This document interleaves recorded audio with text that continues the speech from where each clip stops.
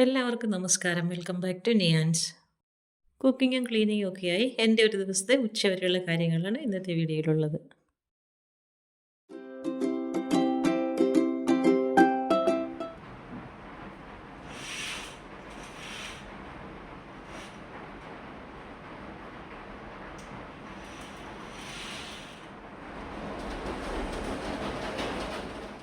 ഇത് ഇന്നത്തെ വീഡിയോയാണ്. അതായത് ജൂൺ 5-ാം തീയതിയുള്ള ഇവിടെയൊക്കെ നല്ല മഴയാണ്. അപ്പോൾ വീഡിയോയിൽ മഴയുടെ ശബ്ദമൊക്കെയാണ് കേൾക്കുന്നത്. രാവിലെ എഴുന്നേറ്റ് വന്ന ഉടനെ തന്നെ തലേദിവസം കഴുകി വെച്ചിരുന്ന പാത്രങ്ങളൊക്കെ നല്ലതുപോലെ ഒന്ന് ഉണങ്ങിയിരിപ്പുണ്ട്. അപ്പോൾ അതിനെയൊക്കെ എടുത്ത് അതാത് സ്ഥലങ്ങളിൽ വയ്ക്കാം. അതിന് ശേഷമാണ് ചായ ഇടുന്നത്. അപ്പം കഴുകി വെച്ചിരുന്ന പാത്രങ്ങളൊക്കെ എടുത്തിങ്ങനെ മാറ്റി വയ്ക്കുകയാണ്.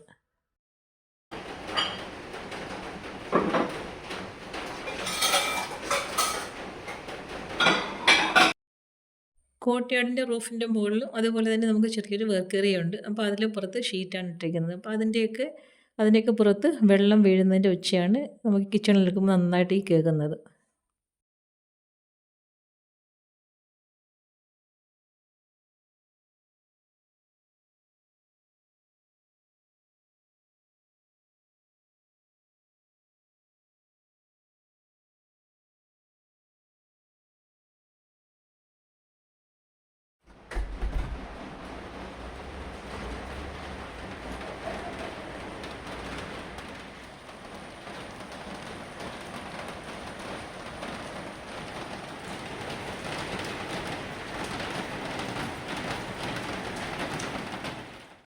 ഇനിയിപ്പോൾ അത് രാവിലെ ചായ ഇടുകയാണ്. അപ്പോൾ ചായ ഇട്ടൊന്ന് കുടിച്ചതിന് ശേഷം ബാക്കിയുള്ള കാര്യങ്ങളൊക്കെ ചെയ്യാം.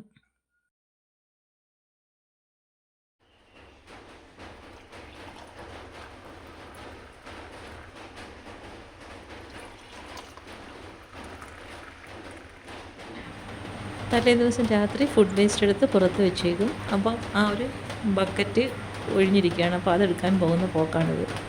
മഴയാണ്, പക്ഷേ എന്നാലും ബക്കറ്റ് എടുക്കാമെന്ന് പറഞ്ഞ് ഇറങ്ങിപ്പോയതാണ്.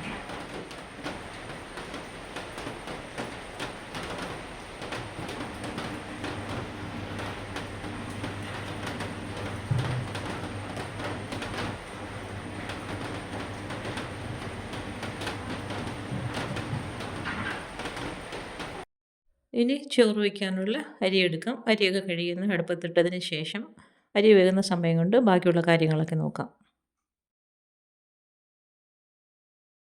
ഇതാണ് ഞാൻ പറഞ്ഞ പുറത്തെ കുഞ്ഞൊരു വർക്ക് ഏരിയ ഉണ്ടെന്ന് പറഞ്ഞത്. അപ്പോൾ അവിടെയാണ് അരിയൊക്കെ അടുപ്പിലിട്ടേക്കുന്നത്. അപ്പോൾ അത് അരി കഴുകിയതിന് ശേഷം വെള്ളത്തിലേക്ക് ഇട്ട് കൊടുക്കുകയാണ്. ഇനി അത് തിളച്ചതിന് ശേഷം റൈസ് കുക്കറിലേക്ക് മാറ്റി കൊടുക്കാം.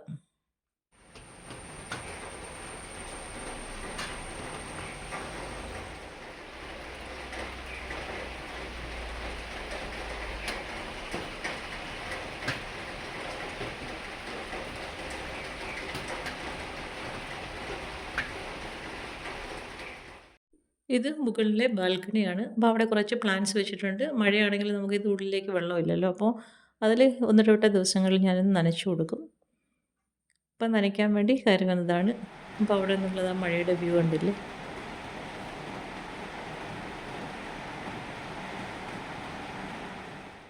ഇതിൽ ഓരോ പോട്ടിലും ഫിംഗർ പാമും വെച്ചിട്ടുണ്ട്. അതുപോലെ തന്നെ കർട്ടൺ പ്ലാന്റും വെച്ചിട്ടുണ്ട്. അപ്പം ഫിംഗർ പാമിന് ഒരുപാട് വെള്ളമില്ലെങ്കിലും കുഴപ്പമില്ല. പക്ഷേ ഈ കർട്ടൺ പ്ലാന്റ് ഒരുപാട് പുറത്തേക്ക് വളർന്ന് കിടക്കുന്നത് കൊണ്ട് പെട്ടെന്ന് തന്നെ അത് വെള്ളം കിട്ടിയില്ലെങ്കിൽ വാടിപ്പോകും. അപ്പോൾ അതുകൊണ്ട് ഒന്നിടവിട്ട ദിവസങ്ങളിൽ ഇതേപോലെ ഒന്ന് നനച്ചു കൊടുക്കും. നനച്ചു കൊടുക്കുമ്പോൾ തന്നെ കർട്ടൺ പ്ലാന്റ് നന്നായിട്ട് തഴച്ച് വളരുന്നുണ്ട്.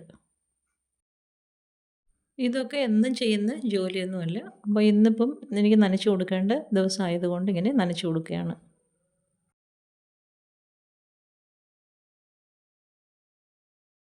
മുകളിലേക്ക് കയറി വന്നപ്പോൾ തന്നെ അലക്കാനുള്ള തുണിയും കൊണ്ടാണ് വന്നത്. അപ്പം വാഷിംഗ് മെഷീനിലേക്ക് തുണിയും കൂടി ഇട്ട് അലക്കാൻ ഇട്ടതിന് ശേഷം ഇനി താഴേക്ക് പോകാം.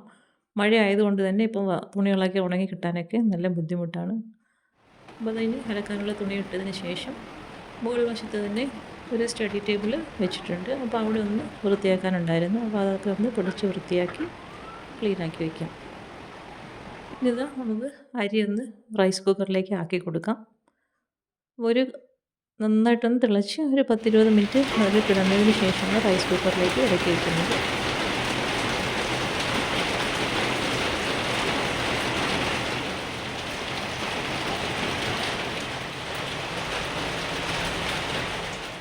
ഇന്ന് ബ്രേക്ക്ഫാസ്റ്റിന് പുട്ടും പഴവുമായിരുന്നു. അപ്പോൾ ദാ പുട്ട് തയ്യാറാക്കുകയാണ്. അപ്പോൾ അത് അടുപ്പിലേക്ക് വെച്ച് കൊടുക്കാം. പുട്ടൊക്കെ ആവുമ്പോൾ പെട്ടെന്ന് തയ്യാറാക്കി എടുക്കാൻ പറ്റുമല്ലോ. അപ്പോൾ ഇതാ ആവി വരുന്ന സമയത്ത് പുട്ട് പാത്രത്തിലേക്ക് ആക്കി കൊടുക്കുന്നുണ്ട്. ഇനി ഇതാ ബ്രേക്ക്ഫാസ്റ്റ് കഴിക്കുകയാണ്. പുട്ടും പഴവുമാണ്. അപ്പോൾ ഞാനും മോളും ഉമ്മച്ചിയും ഉണ്ട്. അപ്പോൾ ഞങ്ങൾ 3 പേരും കൂടി ഇരുന്ന് ഫുഡ് കഴിക്കുകയാണ്.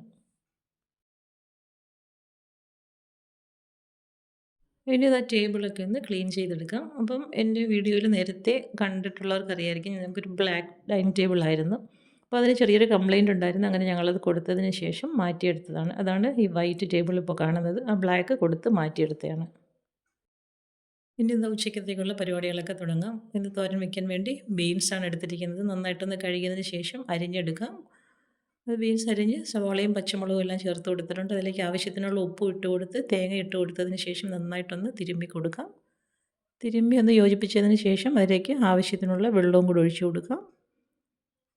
വെള്ളം ലേശം മതിയാകും. വെള്ളം ഒഴിച്ചു കൊടുത്ത് അടുപ്പിലേക്ക് വെച്ച് കൊടുത്തൊന്ന് വേവിച്ചെടുക്കാം.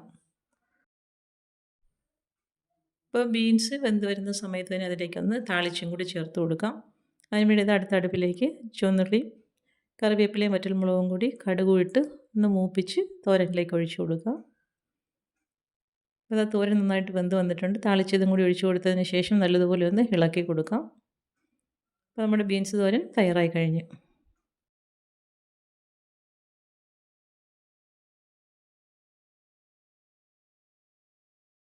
ഇനി ഇന്ന് കറി വയ്ക്കാൻ വേണ്ടി ബീഫാണ് എടുത്തിരിക്കുന്നത്. അപ്പം ബീഫ് നല്ലതുപോലെ ഒന്ന് കഴുകിയെടുക്കണം. അരിഞ്ഞെടുത്ത ബീഫിലേക്ക് ഉപ്പിട്ട് കൊടുത്തതിന് ശേഷം നന്നായിട്ടൊന്ന് കഴുകിയെടുക്കാം. അപ്പോൾ ഇതേപോലെ നല്ലതുപോലെ ഒന്ന് കഴുകിയെടുത്തതിന് ശേഷം കുക്കറിലേക്ക് ആക്കി കൊടുക്കാം.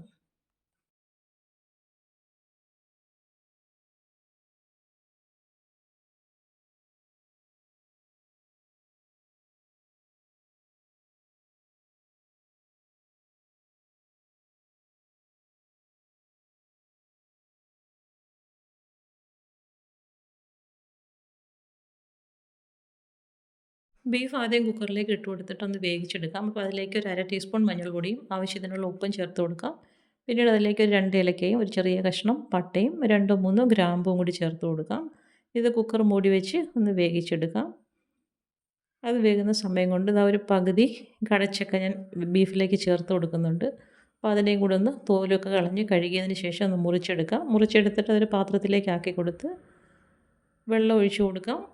ഇനി അതിലേക്ക് മഞ്ഞൾപ്പൊടിയും ഉപ്പും കൂടി ചേർത്തൊന്ന് വേവിച്ചിട്ട് ആ വെള്ളം ഒന്ന് ഊറ്റിക്കളയാം. ഒരു പകുതി വേഗമാകുമ്പോഴേക്കും അതിനെ ഒന്ന് അടുപ്പിൽ നിന്ന് മാറ്റി വെള്ളമൊക്കെ ഒന്ന് വാർത്ത് കളയണം. എന്നിട്ട് നമുക്ക് അത് ബീഫിലേക്ക് ചേർത്ത് കൊടുക്കാനുള്ളതാണ്. അപ്പം ബീഫ് വേകാൻ വെച്ചിരുന്നതൊക്കെ അടുപ്പിൽ നിന്ന് മാറ്റിയിട്ടുണ്ട്. ഇനി നമുക്ക് അതിന് മസാലയൊന്ന് തയ്യാറാക്കാം. അതിന് വേണ്ടി പാത്രത്തിലേക്ക് വെളിച്ചെണ്ണ ഒഴിച്ച് കൊടുത്തിട്ടുണ്ട്. ആവശ്യത്തിനുള്ള വെളുത്തുള്ളി ചതച്ചതും ഇഞ്ചി ചതച്ചതും കൂടി ഒന്ന് മൂപ്പിച്ചെടുക്കണം. അതിൻ്റെ കൂടെ തന്നെ കറിവേപ്പില ചേർത്ത് കൊടുക്കാം. ഇതെല്ലാം കൂടി ഒന്ന് മൂത്ത് വരുന്ന സമയത്ത് സവാളയും ചെറിയ ഉള്ളിയും കൂടി ചേർത്ത് കൊടുക്കാം. ഇതിലേക്ക് ആവശ്യത്തിനുള്ള ഉപ്പും കൂടി ഇട്ട് കൊടുത്ത് നല്ലതുപോലെ ഒന്ന് വഴറ്റി കൊടുക്കാം. സവാളയും ചെറിയ ഉള്ളിയൊക്കെ ആ എണ്ണയിൽ കിടന്ന് നന്നായിട്ടൊന്ന് വഴണ്ട് വരണം. വഴണ്ട് വരുന്ന സമയത്ത് 3 4 പച്ചമുളകും കൂടി ഇതിലേക്ക് ചേർത്ത് കൊടുക്കാം. വീണ്ടും നന്നായിട്ടൊന്ന് വഴറ്റി കൊടുക്കാം. ഇനി സവാളയൊക്കെ വഴണ്ട് വരുന്ന സമയത്ത് നമുക്ക് മസാലകൾ ചേർത്ത് കൊടുക്കാം. ഞാൻ ഇതിലേക്ക് ചേർത്ത് കൊടുക്കുന്നത് മുളക് പൊടി, സാധാ മുളക് പൊടിയും കാശ്മീരി മുളക് പൊടിയും കൂടി ചേർത്ത് കൊടുക്കും. പിന്നീട് മല്ലിപ്പൊടി, മഞ്ഞൾപ്പൊടി, അതുപോലെ തന്നെ ഗരം മസാല, ഇതെല്ലാം കൂടി ചേർത്ത് കൊടുത്തതിന് ശേഷം നന്നായിട്ടൊന്ന് മൂപ്പിച്ചെടുക്കാം. മസാലകളൊക്കെ നന്നായിട്ടൊന്ന് മൂത്ത് വരണം. മസാലകളൊക്കെ മൂത്ത് വരുന്ന സമയത്ത് ഒരു വലിയ തക്കാളി അരിഞ്ഞതും കൂടി ചേർത്ത് കൊടുക്കാം. തക്കാളി ചേർത്ത് കൊടുത്തിട്ട് അതൊന്ന് മിക്സ് ചെയ്ത് കൊടുക്കണം. കൊടുത്തതിന് ശേഷം ഇതൊന്ന് ഒതുക്കി വെച്ച് തക്കാളി ഇത് വേകുന്നത് വരെ ഒന്ന് അടച്ച് വെച്ച് വേവിച്ചെടുക്കാം.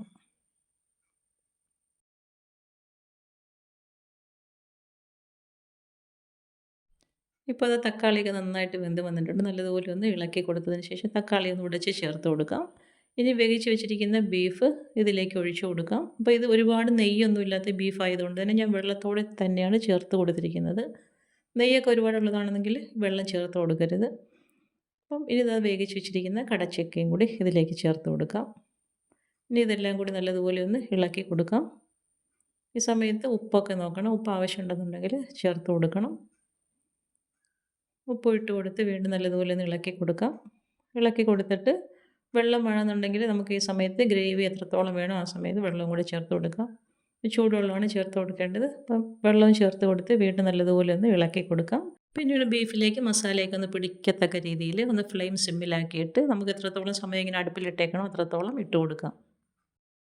ഇനി ഇത് കുക്കറിലേക്ക് കപ്പയും കൂടി വേവിച്ചെടുക്കാൻ വേണ്ടി കപ്പ കൊത്തി ഞുറുക്കി കഴുകിയതിന് ശേഷം കുക്കറിലേക്ക് ആക്കി കൊടുക്കുന്നുണ്ട്. വേകാൻ ആവശ്യമുള്ള വെള്ളവും കൂടി ഒഴിച്ചു കൊടുത്ത് അടുപ്പിലേക്ക് വെച്ച് കൊടുത്തൊന്ന് വേവിച്ചെടുക്കാം. കുക്കർ മൂടി വെച്ചിട്ട് വിസിലടിച്ചിട്ടല്ല ഞാൻ വേവിക്കുന്നത്. ചുമ്മാ തന്നെ തുറന്ന് വെച്ചിട്ടാണ് വേവിക്കുന്നത്. അപ്പോൾ ഇതിപ്പം കപ്പ നന്നായിട്ട് വെന്ത് വന്നിട്ടുണ്ട്. അതിലേക്ക് മഞ്ഞൾപ്പൊടിയും ഉപ്പും കറിവേപ്പിലയും കൂടി ഇട്ട് കൊടുത്തിട്ട് ഇതേപോലെ ഒന്ന് ഉടച്ചെടുക്കാം. ഇപ്പോൾ കുക്കിംഗ് ഒക്കെ കഴിഞ്ഞു. ഇനി ഇതാ ക്ലീനിങ് ആണ്.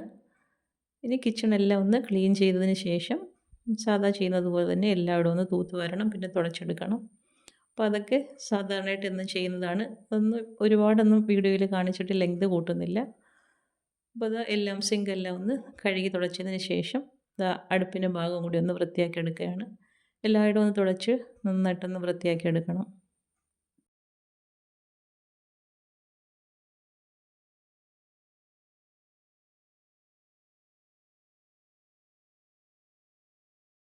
അപ്പോൾ കിച്ചണിലെ ജോലിയെല്ലാം കഴിഞ്ഞതിന് ശേഷം തൂക്കാൻ വേണ്ടി കയറിയിട്ടുണ്ട്. അപ്പം തൂത്തുവാരി തുടച്ച് ഇനി കുളിക്കണം, നമസ്കരിക്കണം. അതിനൊക്കെ ശേഷമാണ് ഇനി ഫുഡൊക്കെ കഴിക്കുന്നത്. അപ്പം എല്ലായിടവും ഒന്ന് തൂത്തുവാരി തുടച്ചിട്ടൊക്കെ ഇനി വരാം.